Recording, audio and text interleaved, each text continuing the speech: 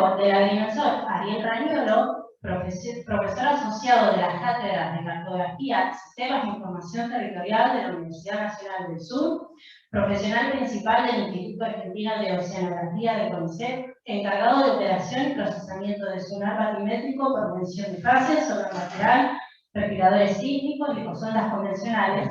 Ha realizado a lo largo de su carrera múltiples campañas oceanográficas en ambientes marinos, lacustres y fluviales, desarrollando tareas de cartografía, morfología de fondos, modelado tridimensional de los mismos.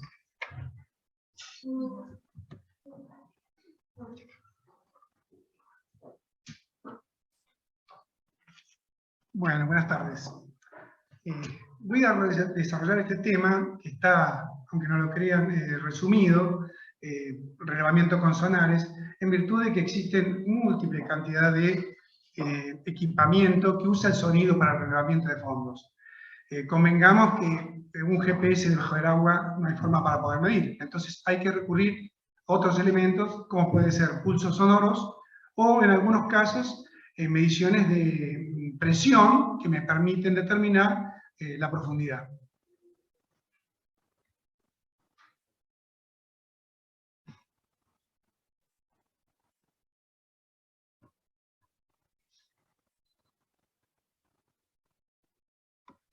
Me está cambiando la pantalla. Ahí está.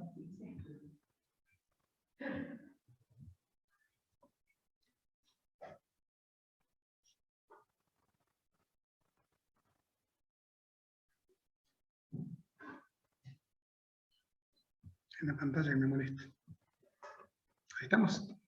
Correcto. Bueno, el sonar batimétrico por medición de fase, que tiene un nombre bastante complicado, pero es la forma más correcta para diferenciarlo de los equipos multi-as o llamados multibeam. Es una herramienta bastante nueva y que permite determinar morfología y sedimentología subacuea. No solamente vemos la forma, sino que es una herramienta que me permite determinar qué tipo de fondo hay bajo el agua. Está lento, no me deja cambiar las ventanas.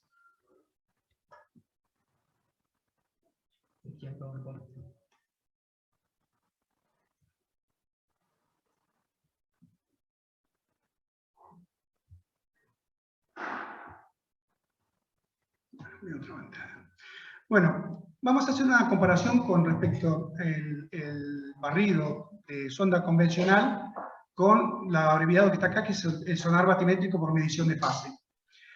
Si miramos en estas imágenes, van a ver que una sonda batimétrica, a pesar de tener un haz, es bastante concentrado y me va a hacer un recorrido de distintas piernas batimétricas, dejando al medio elementos. En cambio, el sonar batimétrico por medición de fase genera fajas muy anchas que me permiten hacer un barrido total del fondo marino o lacustre o el medio donde esté trabajando. Dice que acá hay un ejemplo claro de un recorrido de una batimetría convencional, monohaz, y si ustedes observan entre medio de estas piernas que aparecen aquí, suponiendo una separación de 20 metros entre faja y faja, si yo estoy tratando de determinar si hay algún tipo de obstáculo en ese río o en ese canal marino, podría ocurrir que tranquilamente un barco estuviera alineado entre medio de las fajas y yo no lo detectara. En realidad voy a poder generar un modelo del fondo, pero voy a tener que hacer algún tipo de interpolación, y esa interpolación, por supuesto, no va a detectar ese barco que se encuentra debajo. En cambio, en el sonar batimétrico por medición de fajas, al ser fajas totalmente anchas, me permite barrer la totalidad del terreno con precisiones submétricas. En algunos casos, dependiendo de la profundidad, podemos llegar a precisiones del orden de los 4 o 5 centímetros por punto determinado en posición X y Z en el fondo marino. Este tipo de equipo, en el caso hay una marca específica que sería el GeoSwap, puede trabajar con distintas frecuencias, para lo cual hay que cambiar también el transductor y los demás periféricos son compatibles entre uno y otro. En el caso de los que he operado con el 250 kHz, que permite una profundidad de 100 metros máxima, y el de 125 kHz, que permite una profundidad de 200 metros. Fíjense que con una profundidad de 200 metros, yo puedo multiplicar la profundidad normal que tengo por, dicen, hasta 12 veces esa profundidad va a ser el ancho de barrido que puedo pasar en una sola pasada. O sea que, teniendo por supuesto un límite, en este caso son 780 metros, para el caso de 125 kHz. O sea que yo en una pasada, en condiciones óptimas de profundidad, con 60, 65 metros de profundidad normal, yo puedo hacer de una pasada, barrer con precisión de pocos centímetros, 780 metros de ancho en forma completa. Esto me permite tener una herramienta súper óptima para trabajar, por ejemplo, en canales portuarios, como en el caso del estuario de Bahía Blanca, donde con una simple pasada, cuando tenemos profundidades de 20 metros, multiplicando por 8 o por 10, estamos barriendo anchos muy considerables y capaz que con 2 pasadas barremos por completo un canal.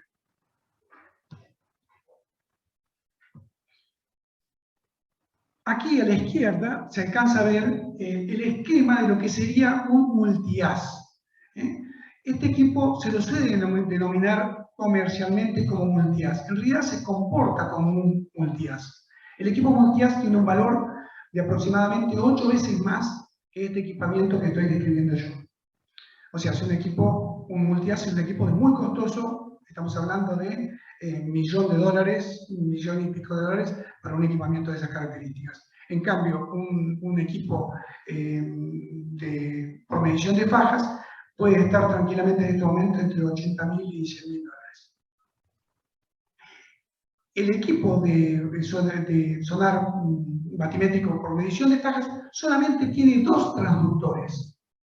Vamos a ver un ejemplo, que sería el de abajo, el que tiene un haz de color gris. Ese transductor es el que emite, la señal rebota en el fondo del océano o del río, lo que está relevando, y esa dispersión de los pulsos cuando regresan son captadas por ese transductor, por unos piezoeléctricos que tiene, y lo que hace es medir el ángulo y a su vez medir el tiempo en que se emitió el pulso y el retorno y la diferencia que hay entre cada uno de los transductores.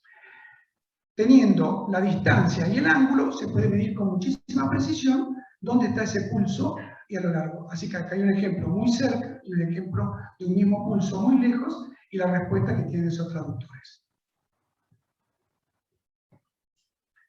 Bueno, para operar con este tipo de equipamiento, si estamos en un ambiente marino, vamos a tener problemas de posicionamiento, digamos, de la lancha.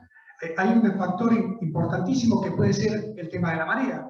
Si yo relevo un punto a las 4 de la tarde y tiene una profundidad de 5 metros, puede ocurrir que 4 o 5 horas después la marea haya subido o bajado y ese mismo punto me va a dar una profundidad totalmente distinta. Yo puedo incorporarle una tabla de mareas con el registro horario a este equipamiento y automáticamente me va a corregir eso. O en su defecto, que es lo que normalmente hacemos, es montar sobre la lancha un equipo GPS con corrección diferencial en el tiempo real, que me va a permitir tener la posición en todo momento de la lancha. Y a su vez me va a permitir corregir también la altimetría, por ejemplo, por la ola, que yo puedo entrar en una onda y la embarcación va a subir y bajar con esa onda, y yo eso me daría profundidades totalmente variables, y yo lo que puedo hacer es llevar un nivel de referencia único, trabajando con un equipo de posicionamiento en tiempo real. A su vez, este equipo tiene que ir corrigiendo. Imagínense que ese haz no está permanentemente vertical al fondo marino, sino que la lancha cabecea, rola, deriva. Y entonces, para poder hacer ese tipo de correcciones, hay un acelerómetro que está montado entre los periféricos de este equipo que me permite determinar y calcular cualquier cambio en esa aceleración del equipo. Si la lancha se mueve hacia un lado, detecta ese movimiento y automáticamente corrige para que el fondo marino en todo momento esté perfectamente horizontal. Otro elemento que tiene que ser asociado para poder trabajar es el girocompás. Ese girocompás me va a permitir con mucha precisión cualquier cambio de rumbo en la embarcación sea corregido en tiempo real también. Mide variaciones de segundo del grado, o sea, son equipos muy precisos.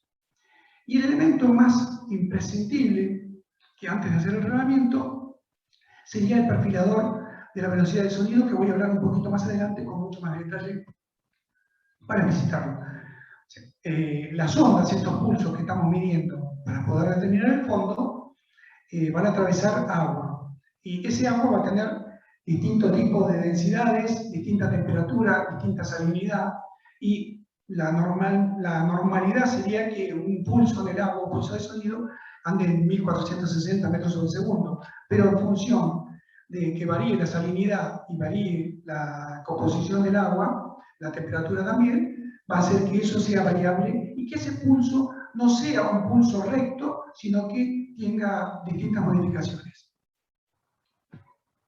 Bueno, este equipo es muy versátil, es un equipo totalmente portátil y se puede montar tranquilamente en un barco de gran envergadura, en este caso en lo que se denomina un whirlpool, que sería un agujero practicado en el casco, que me permite trabajar con él directamente sobre el fondo para que no lo altere el casco del barco, o en embarcaciones más pequeñas. En este caso, estamos ahí en el puerto de San Carlos, en San Carlos de Bariloche, y está montado sobre una de las lanchas de prefectura, si ese caño que se alcanza a ver en la parte derecha de la lancha. Aquí es otro tipo de montaje. En este caso, no solamente está montado el sonar batimétrico por medición de fase, sino que del otro lado tenemos otro equipamiento que no lo voy a mencionar, o lo menciono, pero no lo voy a describir, que es un perfilador de fondos de 3.5 kHz que me permite penetrar el lecho marino hasta 80 metros de profundidad por debajo del lecho marino, que me permite trabajar con los tipos de rocas, pero eso no nos incumbe en esta charla. Bueno, aquí está en la programación de ese equipamiento que es el perfilador de velocidad del sonido. Este equipo hay que programarlo, atarlo a una soga y en función de las profundidades en donde yo voy a trabajar, por ejemplo un lago con 80 metros de profundidad, yo tengo que sumergirlo hasta la máxima profundidad donde voy a hacer el relevamiento y tiene un medidor, un pulso de sonido y una plaqueta donde se rebota ese sonido y va midiendo a medida que lo voy sumergiendo en todo momento, una lectura por segundo, la velocidad del sonido y lo registra. Ese registro va a ser, cuando yo bajo el equipo y lo vuelvo a subir, lo tengo el registro doble, hago un promedio de esos valores y lo inserto al equipamiento para que haga la corrección. Esto sería un perfil normal. En este caso estamos viendo un perfil de velocidad del sonido casi. Fíjense que, salvo los primeros metros de superficie, prácticamente es una línea recta y esto obedece a un perfil de sonido del agua generalmente en invierno. En invierno el perfil se mantiene bastante constante. ¿Y qué quiero decir con esto? Que al mantenerse la velocidad del sonido constante, ese pulso que voy a tener con uno de los transductores del equipo va a ser una línea recta. Por el contrario, acá hay un perfil en el lago Nahuel Huapi también, y fíjense que empieza en línea recta y al llegar a los 60 metros de profundidad, la velocidad del sonido cambia abruptamente. ¿Por qué? Porque hay una termoclina, que es una variación de la temperatura del agua, muy considerable a cierta profundidad, y que es muy conocida en general por los nadadores en las lagunas. Son esas condiciones que hacen que a veces la gente se sumerja y de golpe le dé un paro cardíaco, porque bueno, encontró esa termoclina en donde el agua superficial se mantiene caliente y cuando se sumerge, de golpe pasa a tener mucha variación de temperatura y a uno lo puede llegar a matar. Al variar esta velocidad del sonido, el haz que está emitiendo este equipo puede desarrollar una curva. Va a encontrar, es como estamos acostumbrados a trabajar en la atmósfera, que tuviéramos refracción. Es lo mismo pero aplicado al agua. En este caso, el equipo SAS, en lugar de ir en línea recta y medir el fondo, va a estar midiendo otro elemento. Cuando le aplico esa corrección, el equipamiento sabe cómo se va a distorsionar ese haz y hace que la medición sea totalmente en línea recta y me permita trabajar con un fondo en forma perfecta. Bueno, este equipamiento yo les decía que no solamente mide los distintos puntos en X y Z de los rebotes, sino que a su vez mide la intensidad con que llega ese pulso. Al medir la intensidad, a mí me permite determinar qué tipo de fondo tengo. Si tengo un fondo arcilloso, si tengo un fondo arenoso, rocoso. Es una herramienta muy poderosa y, de cierta manera, pasa a trabajar como si fuera un sonar lateral, que lo vamos a ver más tarde. Bueno, por supuesto, estos equipos no están exentos de errores y distintos ruidos que se pueden generar en el agua. ¿Por qué? Porque la embarcación, el motor de la lancha puede generar un ruido del agua, una perturbación, puede haber corrientes parásitas, no estar el motor conectado a tierra, o puede haber algún tipo de elementos en el agua, turbidez, algún tipo de elemento de material de suspensión, que hacen que aparezcan, no sé si alcanzan a ver bien en detalle ahí, distintos puntos alrededor del centro de emisión y a veces ecos falsos que hay que poder filtrar. Eso, el filtrado se puede hacer en tiempo real, no es lo más aconsejable porque lo que se filtra en tiempo real después no se puede recuperar, o hacer por proceso. Toda la tarea por proceso de filtrado de cualquiera de estos trabajos, si un levantamiento insume 5 horas, el procesamiento como mínimo va a llevar otras 5 horas, porque hay que volver a pasar el registro e ir mirando elemento por elemento. Aquí vemos un elemento, el punto rojo sería el centro de emisión. Fíjense que alrededor hay un punteado. Ese punteado, inclusive arriba, se alcanza a detectar eco con el borde del agua. ¿Se lo alcanza a ver donde estoy marcando ahí? Bueno, eso hay que filtrarlo y poner elementos, algunos filtros que son de tipo morfológico, curvos o de banda, y arriba está el elemento sin filtrar y debajo está el elemento filtrado, en donde solamente se alcanza a observar el fondo del hecho que estamos observando. Bueno, acá voy a comenzar a mostrarles algunos ejemplos de relevamientos hechos, en este caso en el estuario de Bahía Blanca, y fíjense, donde está el círculo rojo, hay una zona de escarpas marinas, la máxima amplitud son de 15 metros, 15,5 metros, y se permiten determinar, en ese caso del cambio del azul oscuro al celeste más claro, una escarpa de aproximadamente unos 2 metros de altitud. Pero en la misma imagen, si vamos en este caso al otro círculo rojo, observamos una serie de dunas o microdunas, y en este caso estamos determinando altimetrías de 12 centímetros, todo con el mismo levantamiento al mismo tiempo. O sea, tiene un grado de precisión muy importante para poder ver las geoformas marinas.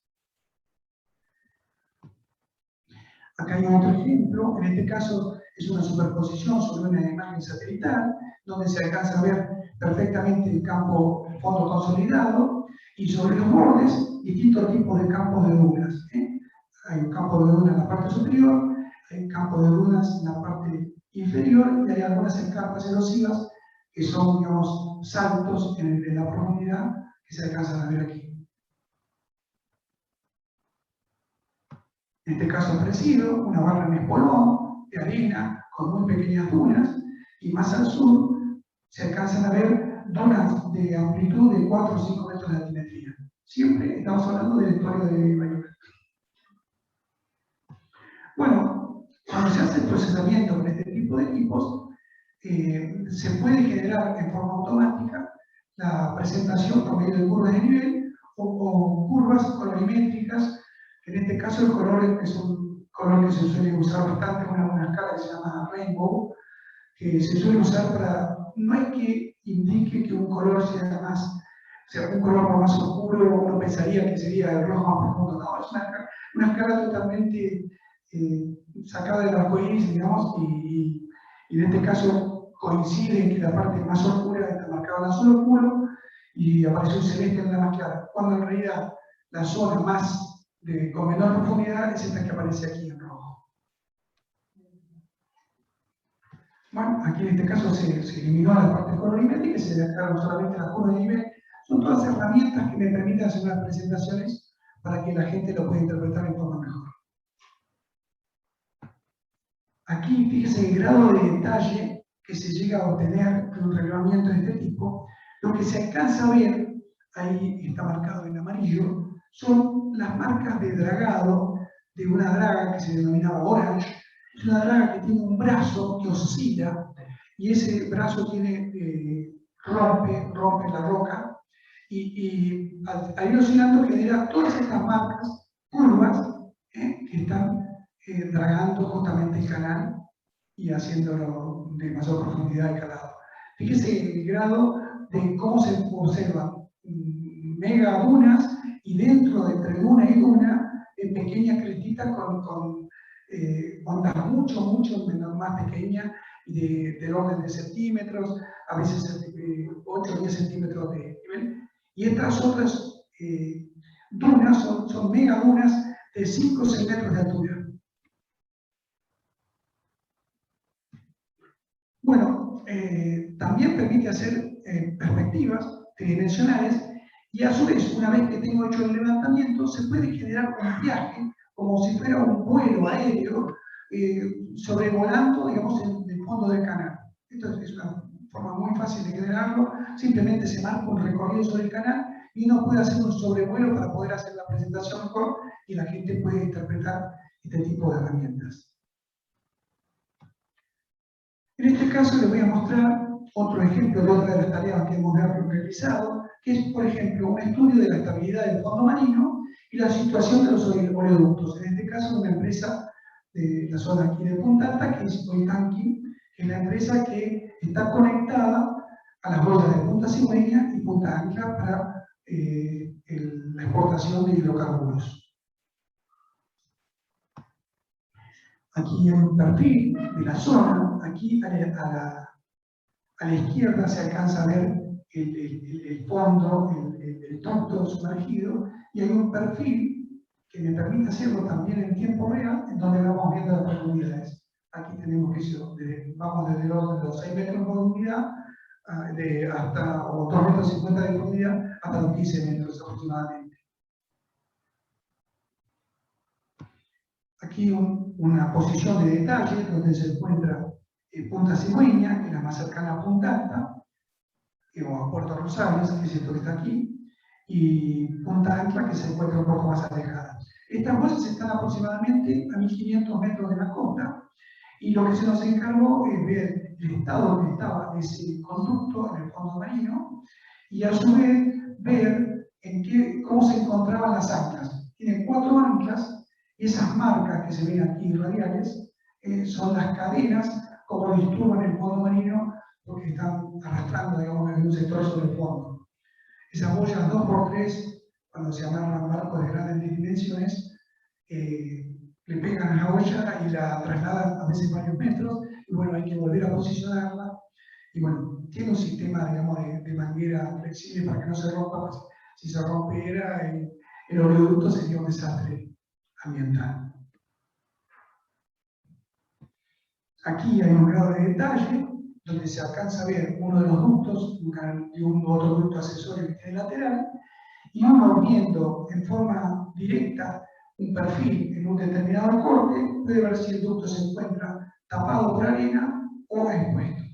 En este caso se hizo ese tipo de trabajo. ¿Por qué? Porque ese ducto, si en algún momento estuviera vacío, no tuviera petróleo o alguno de los combustibles que se envían por él y tuviera aire, puede llegar a flotar. Entonces se trata de que esos ductos estén permanentemente sumergidos y tapados con arena. Ocurre que las mareas ahí, las corrientes son bastante fuertes, el orden de los 4 o 5 nudos permanentemente, entonces esa arena se remueve permanentemente y cada tanto hay que contratar barcazas para que vengan y le depositen la arena y vuelvan a tapar el ducto. Es algo similar a lo que ocurrió, no tengo imágenes aquí para mostrarles, pero con el túnel subfluvial Hace unos años, cuando el Paraná estaba muy crecido, se llegó a tener que poner adentro del túnel camiones cargados con tierra, porque si no el túnel tendía a flotar. Y hubiera sido un desastre, ¿no? Bueno, aquí cambio el lugar, y así como les estuve hablando hasta ahora del ambiente marino, les voy a mostrar, algunos ya las deben conocer, unas imágenes que está en vista desde el lago, de la ciudad de San Carlos de Bariloche, y al lado una imagen de un relevamiento del fondo del lago Nahuelhuapi. Si ustedes miran, esto que está aquí sería el puerto, San Carlos de Bariloche, y si miran con más detalle, no sé si se alcanza a apreciar en su totalidad, pero van a ver que hacia el lado derecho de la imagen es como que toda la zona está disturbada. Aquí tiene un relieve totalmente distinto a la zona izquierda, que está mucho más suave. No sé si lo alcanzan a percibir en la imagen. Bueno, ¿a qué obedece esto? Cuando hicimos este relevamiento, fue justamente por un estudio para colocar un hotel en una zona de playa, en la zona de San Carlos de Bariloche, y teníamos que hacer un estudio para ver cómo estaba el fondo del lago. Bueno, cuando llegamos a esto, nos dimos cuenta, analizando este tipo de imágenes, que en el terremoto del año 60, una zona se desestabilizó por completo del borde del lago y se cayó ¿cómo sería? Una franja de tierra que se sumergió en el lago. Esa franja de tierra generó una onda, un tsunami, no de la magnitud que ustedes piensan, lo denominan en Bariloche un lagomoto, esa palabra que no existe pero lo inventaron, y generó una ola bastante importante que rebotó del otro lado del lago y volvió y pasó por arriba de la avenida Bustillo. O sea, la olita no fue tan chica, ha sido del orden de los 10, 15 metros. Imagínense, la avenida Bustillo está bastante alto, o sea, pasó por arriba de lo que sería el centro cívico, para que tengan una idea. Destruyó el muelle, lo rompió, no estaba este muelle de madera, le cortó las amarras a la maestra Victoria y se la llevó al medio del lago, mató a 3 personas. Todo fue a consecuencia del terremoto del año 60 en Valdivia, que fue el terremoto más grande registrado en el mundo hasta la actualidad.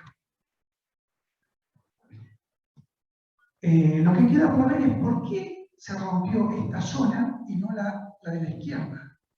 Esta zona todavía está inestable, porque justamente el muelle original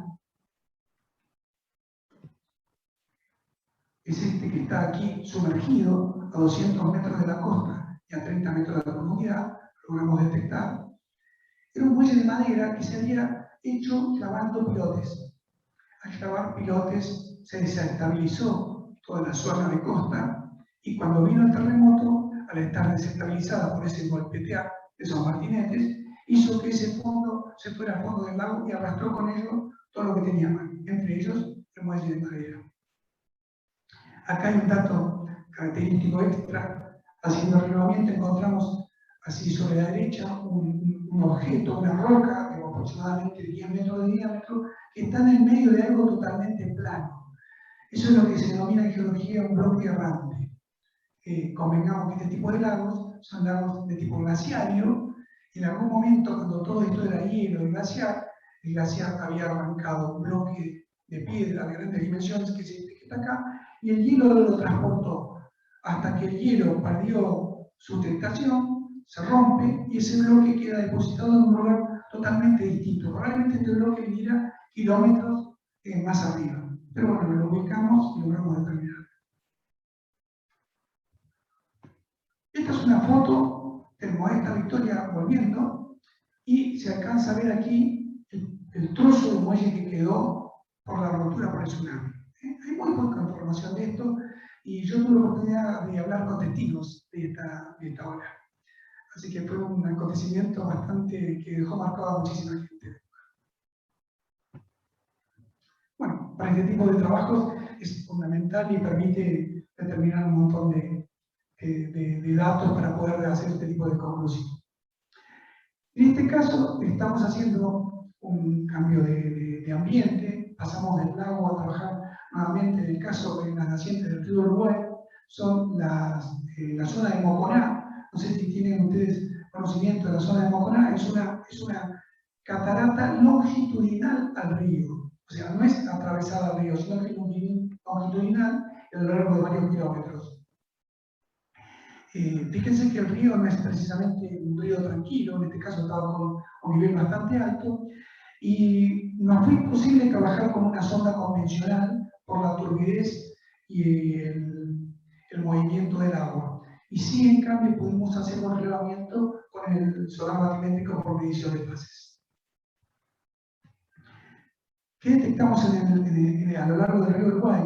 Fíjense que el nivel que hay arriba, punteado, aquí a la izquierda y a la derecha, es la profundidad normal del río, que es 3 metros de profundidad, 4 metros. En cambio, cuando uno llega al medio del río y haciendo una especie de sinusoide sobre el curso del río, aparecen profundidades, en este caso, por ejemplo, 38 metros de profundidad. Encontramos algunas de 50 metros de profundidad.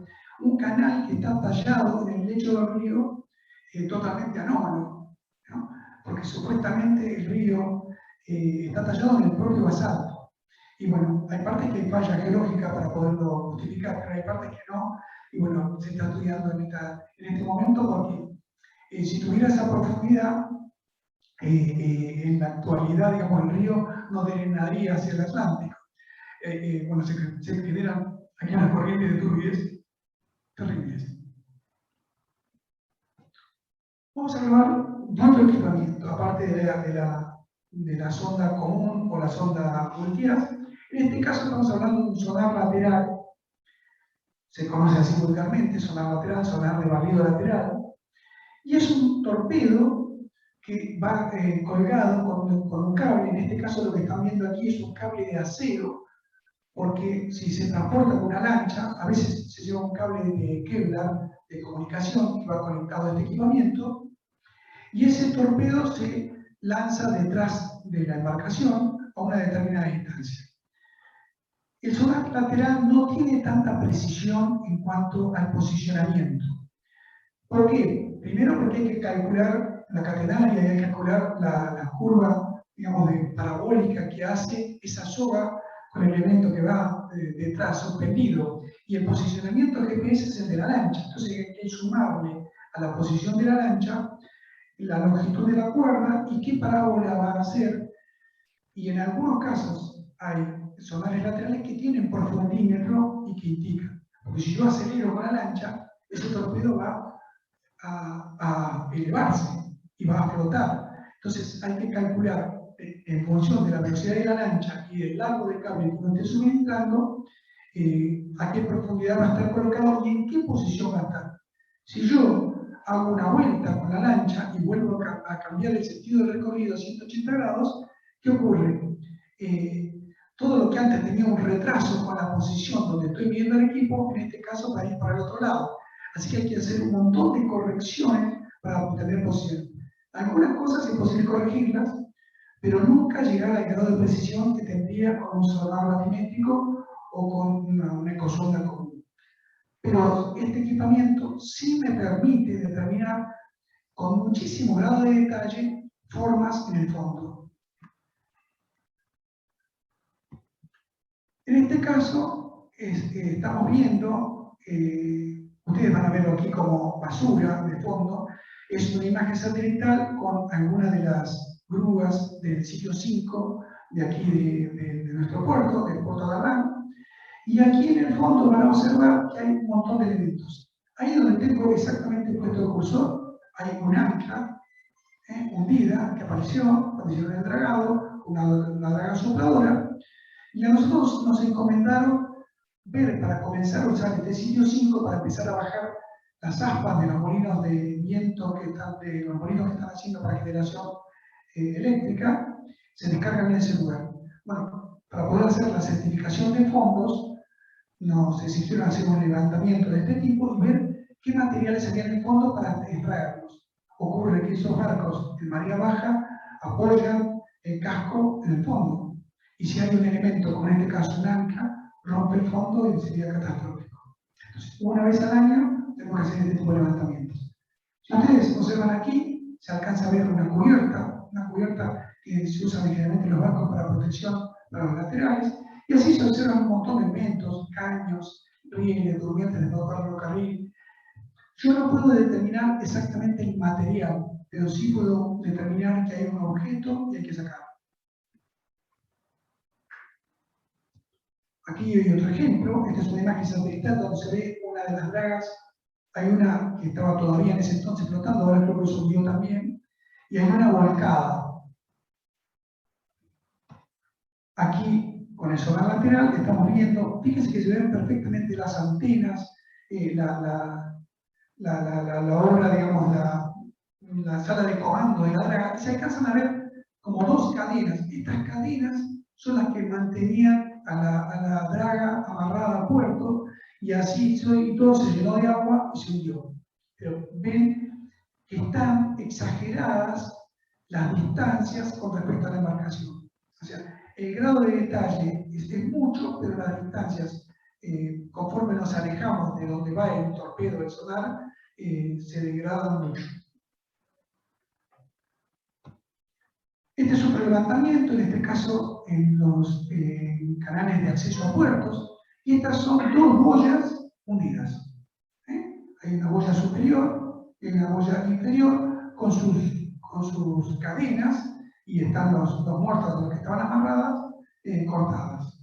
Tuvimos que hacer un relevamiento para ver qué tipo de fondo y para ver qué tipo de draga se contrataba para hacer ese tipo de trabajo, y bueno, a medida que íbamos trabajando nos encontramos, entre otros, con este tipo de detalles. Uno no se imagina la cantidad de cosas que aparecen en el fondo marino, desde anclas que valen cientos de miles de dólares, una ancla de un barco, que cortan la amarra y se va con cadena, con todo.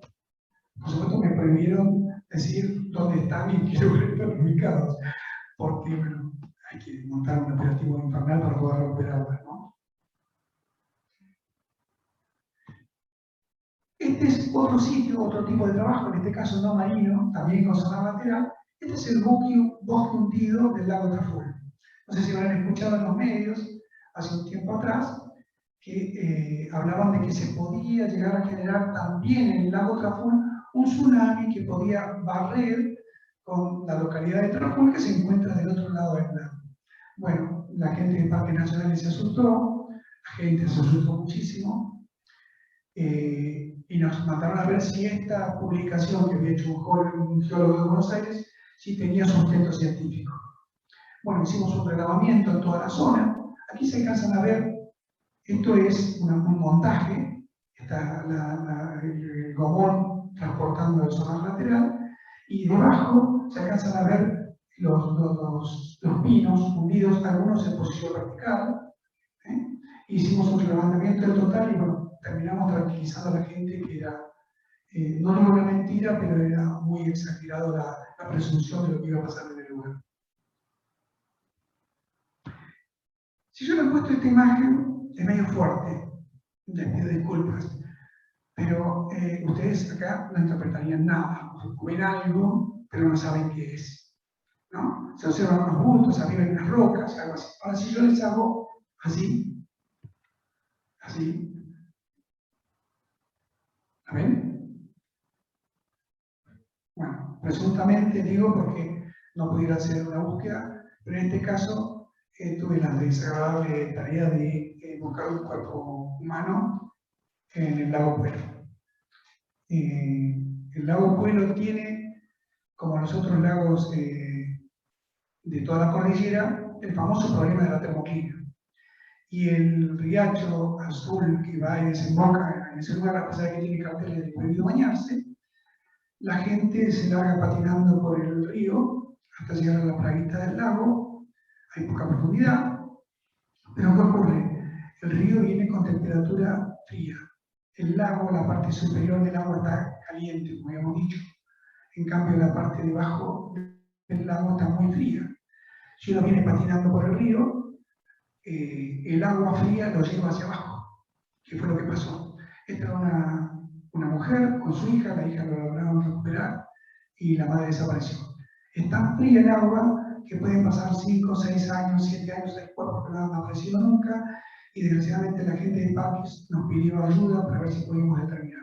En este caso determinamos algunos ecos importantes, en este caso con una presunción bastante segura, pero bueno, no ha sido confirmada por los buzos, está a mucha profundidad, y bueno, no pudimos, yo tampoco puedo acelerar que sea exactamente, pero las dimensiones y la morfología me permite presumir que es el cuerpo humano. Tenemos un gran problema en este caso del sonar lateral, que el sonar lateral mide, encuentra ecos, y el cuerpo humano está compuesto en su mayoría por agua. Entonces es como que no hay contraste entre el medio, el agua, y el cuerpo humano. Entonces lo que yo tengo que tratar de detectar es la sombra, ese eco acústico del sonar lateral penetra en el cuerpo, no lo pasa y genera una sombra detrás, y con eso lo tengo que tratar de identificar esa forma. Es bastante difícil entrenarse para aprender a reconocer ese tipo de objetos. Hay otros que son objetos bien sólidos que se detectan con mucho grado de precisión. Bueno, no sé cómo voy con tiempo, miré la carrera, creo que voy bastante bien. Y bueno, y finalmente voy a mostrarles una pequeña imagen. No sé por qué no está, bueno, me aparece un objeto ahí que no tendría que aparecer. Bueno, esta es una imagen de la laguna de Chasico. La laguna de Chasico la hicimos con una sonda común, pero la hicimos con dos levantamientos de sonda en distintas fechas, con varios años de separación. ¿Qué ocurrió? No teníamos un nivel de base, de origen, para decir, bueno, teníamos profundidades con una determinada altura de la laguna. La laguna la medimos con muy poco agua y con mucho agua. Entonces, no teníamos forma de hermanar los dos levantamientos, porque al no haber datos del primero, no podíamos enganchar una batimetría que hicimos allá por el año 2007 con una batimetría que hicimos allá por el año 2013. ¿Qué hicimos? Superpusimos ambas batimetrías y buscamos los puntos en que esas líneas se cruzaban por posicionamiento, donde los puntos en las batimetrías se cruzaban en el mismo lugar. Dijimos, bueno, en una batimetría nos daba 8 metros de profundidad, en la otra nos daba 15 metros de profundidad. Llevamos todo a un mismo parámetro, a un mismo valor de nivel, y pudimos hermanar las dos batimetrías. Pero a su vez, la laguna de Chasico tiene el inconveniente que hay zonas que cuando está a un nivel muy alto, tiene muy poca profundidad. Entonces nuestra cosonda que va en la lancha permanentemente iba tocando fondo, o arrastrando fondo, y poníamos el riesgo de romper el equipo y de romper también la lancha. Entonces nos quedaban áreas muy grandes de determinar el lago para poder decir cómo hago con la batimetría. En este caso no recurrimos a métodos acústicos, sino que recurrimos justamente a imágenes satelitales. Buscamos distintas imágenes satelitales en distintas fechas, y lo que hicimos fue digitalizar los bordes de la laguna en cada una de las fechas, sabiendo qué nivel tenía en determinada fecha el valor de la cota de la laguna, y con eso la curva de nivel que se encuentra más al borde de esta laguna se dibujaron de esa manera.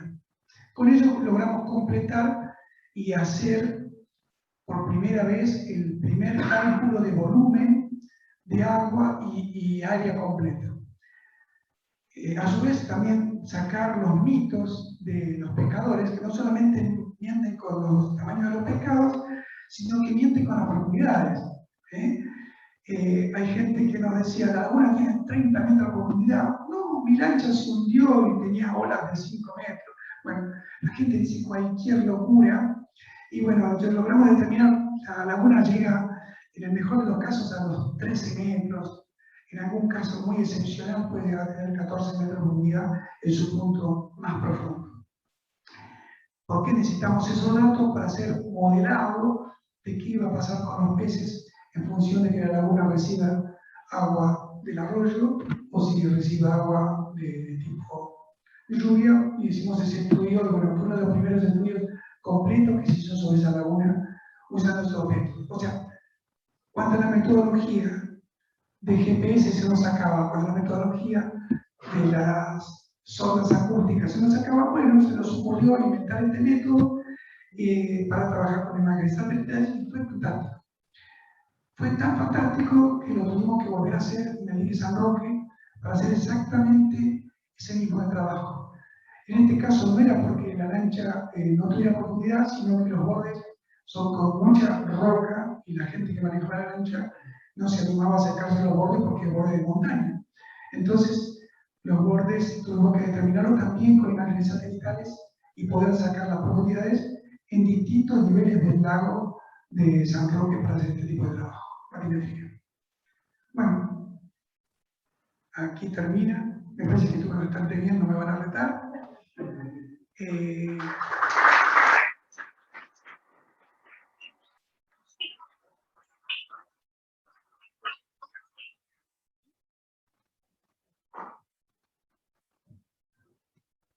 No sé si alguno tiene alguna pregunta o alguna, no sé si a nivel personal o la gente que esté conectada.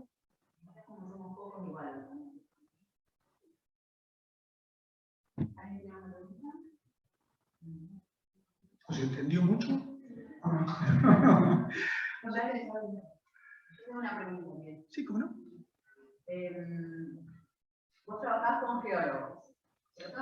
En realidad, multidisciplinario, con muchos geólogos, con oceanógrafos, con biólogos. Bueno, ¿cuál es tu aporte como agrimensor a ese grupo y qué beneficio tiene este grupo al contar con un agrimensor en comparación de no contar con un agrimensor? Ah, fundamental. Sí. Bueno, algo que no lo comenté con este tipo de equipamientos, por ejemplo, es que necesita tener un sistema de proyección en el que yo pueda medir. El equipamiento originalmente viene, es inglés, viene con equipamiento con proyecciones UTM. Acá en Argentina no trabajamos con UTM. Nuestras cartas náuticas son proyección Mercator y en el mejor de los casos, bueno, uno trabaja con cartas topográficas para los bordes con proyección de Gauss-Kruger. Entonces yo soy el encargado de hacerle todo ese tipo de transformaciones y a su vez hacerle todo lo que es modelado tridimensional de este tipo de estudios, digamos, a nivel batimétrico. Todo lo que sea cartografía, me encargo de hacerla, y todo lo que es posicionamiento. Hoy en día, cualquier estudio batimétrico, cualquier muestreo que hagan, no solamente geólogos, biólogos, bioquímicos, o hay que hacer un muestreo de fondos, eso tiene que tener un posicionamiento. Y a su vez, con estos puntos y esos muestreos que se hacen, se cargan el sistema de información geográfica.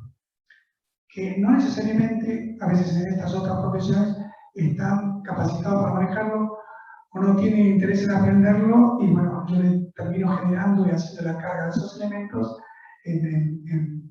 entre otras cosas, ¿no?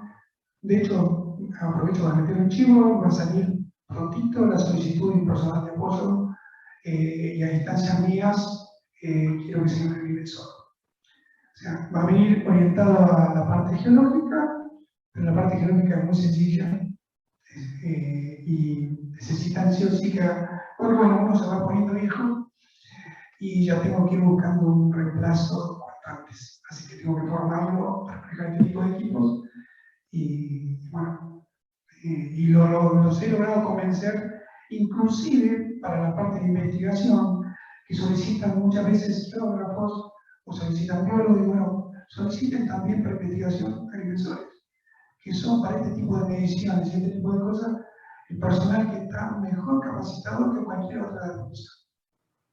No sé si contesta. Si querés invitarlos por el chat. Si me escuchan, sí. Bueno, no sé si la gente del chat, no la alcanzo a ver el chat, ¿no? Pero si hay alguna consulta o alguna pregunta, bienvenida sea.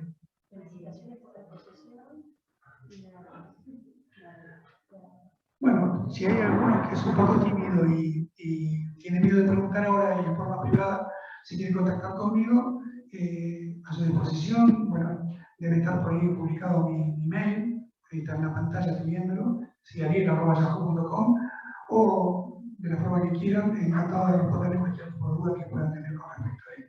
Y si tienen algún trabajito, también, bienvenidos.